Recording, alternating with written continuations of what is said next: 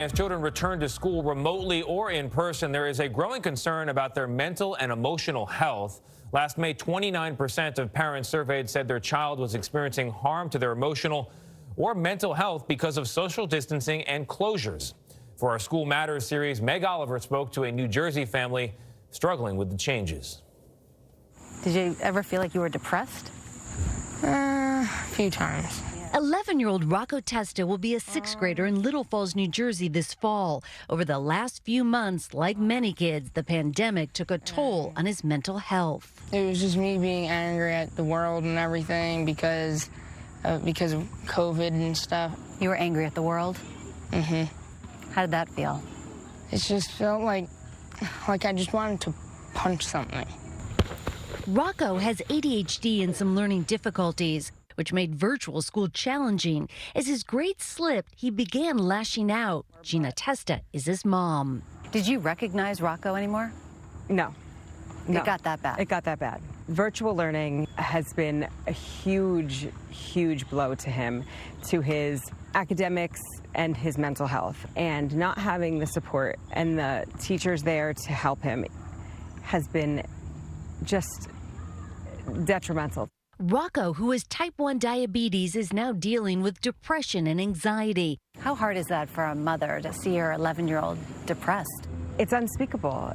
It's something I never thought I'd ever have to do. The Testa family is not alone. At the end of the school year, nearly 3 in 10 parents reported their child's mental health was suffering due to social distancing and closures. We're seeing increases in anxiety. There have been increases in calls to suicide and mental health hotlines. Kathleen Minke is the executive director of the National Association of School Psychologists. She said parents should look for warning signs like changes in their child's behavior, energy levels, difficulty sleeping or eating, or disinterest in previous enjoyable activities. What's the most important question parents should ask their children every day?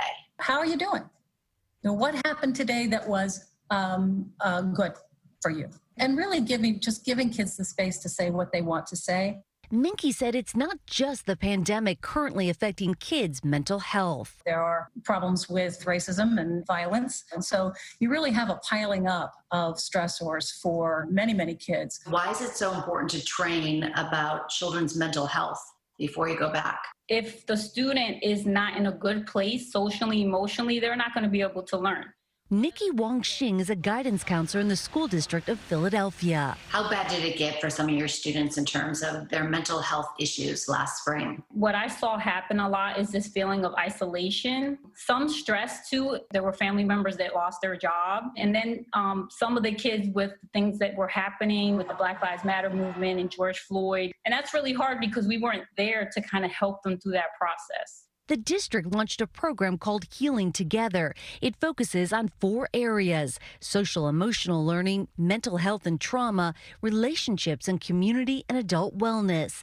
The program provides resources, workshops, and support for students, staff, and families. Back in New Jersey, Rocco is starting to feel better. He's playing football again, and he regularly meets with his school psychologist. What's your advice for other kids that might be feeling the same way? When you feel angry, just take a second and walk away. I know that we're not unique, and people need to know that this didn't just affect our economy and all these other things. It affected our kids. And their minds. And their minds, and their mental health.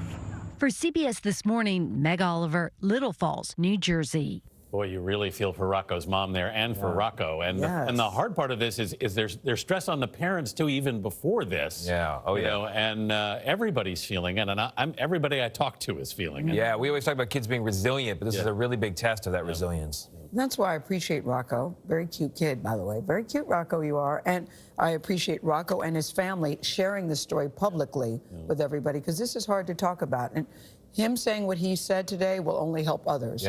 It's so important to talk about it, so bravo. What's really interesting in all this, and I've heard this from my wife, the teacher, who I talk about a lot, is some kids respond really well to being at home and remote learning. And for some, it's a huge challenge, and it changes everything, as we saw with Rocco.